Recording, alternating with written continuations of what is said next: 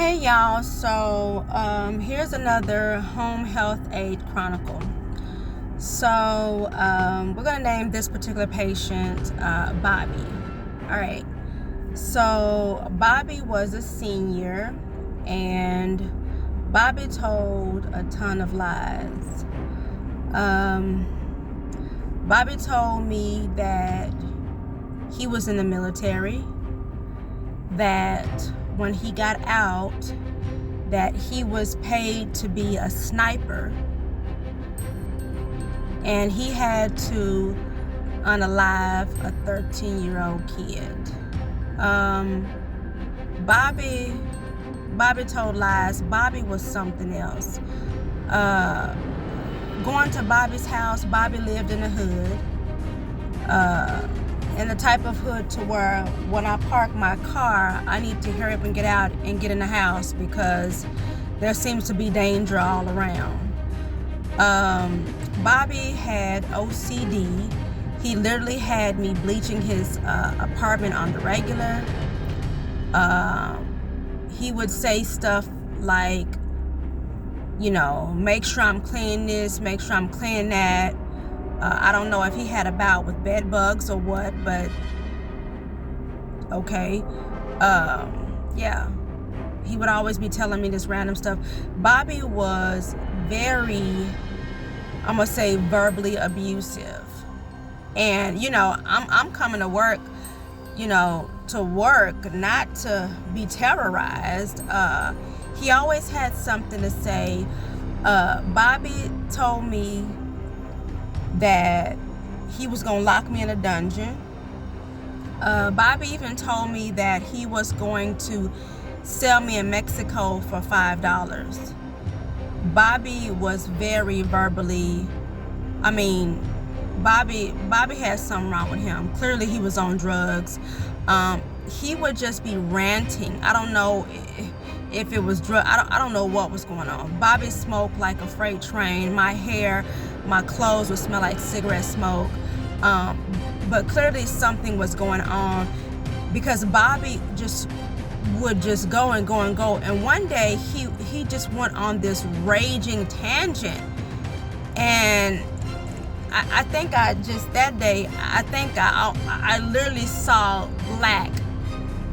myself like blacking out because he was just going. And I'm like, I don't have to take this. Like, I should not be coming to work to be terrorized, to be verbally abused, Bobby was something else.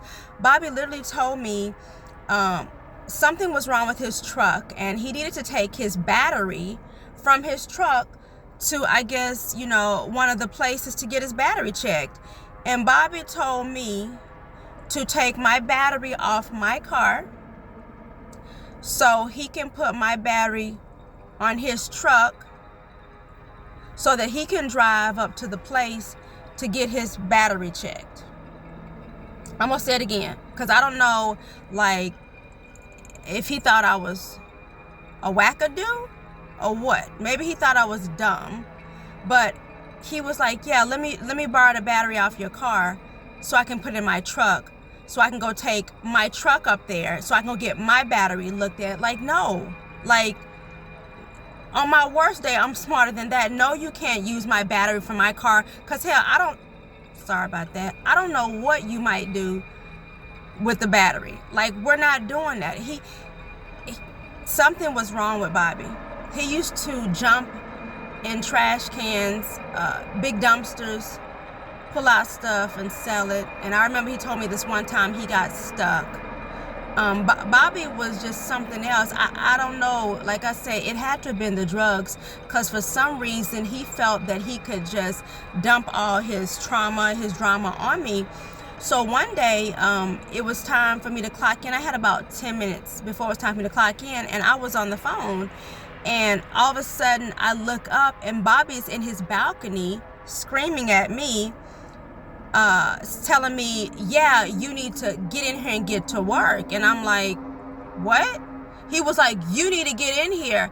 And I'm like, no, I've got 10 minutes. Like, why would I clock in it's not time for me to clock in yet, right? And so I'm on the phone, and I have to tell the person I'm on the phone with, let me call you right back. I'm watching Bobby. Bobby comes down from the second floor balcony, comes down and walks over to my car talking noise. Yes, he was talking noise. Bob, and I had my window down a little bit, and he said some stuff, and I was like, what'd you say?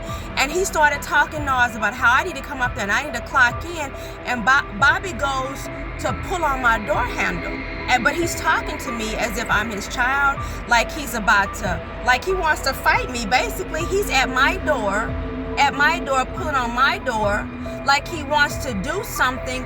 And dude, like, that's not how this works. You don't get to verbally abuse me, and terrorize me at my vehicle.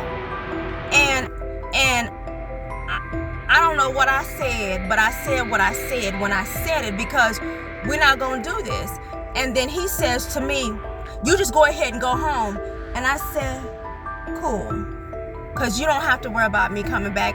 I immediately drove off, called my boss, and let her know, hey, this man, not only was I've been dealing with him sexually harassing me and just traumatizing me, now he's coming up to my car as if he wants to do something. So I let my boss know, I'm not going to be able to do that one either. I'm not going to be able to come back, because it was bad enough as it was.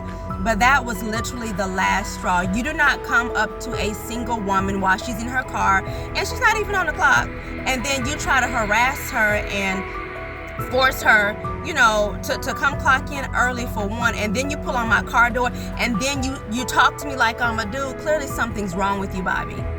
Clearly something's wrong with you, and you need prayer.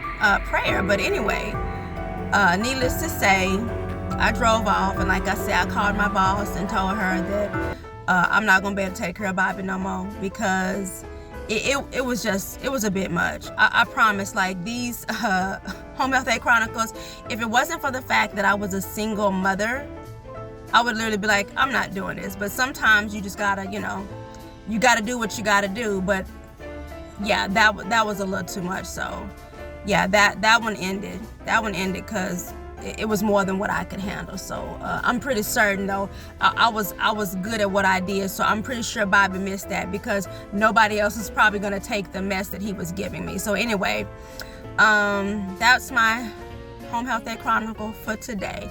But anyway, I'll talk to you guys later. Bye.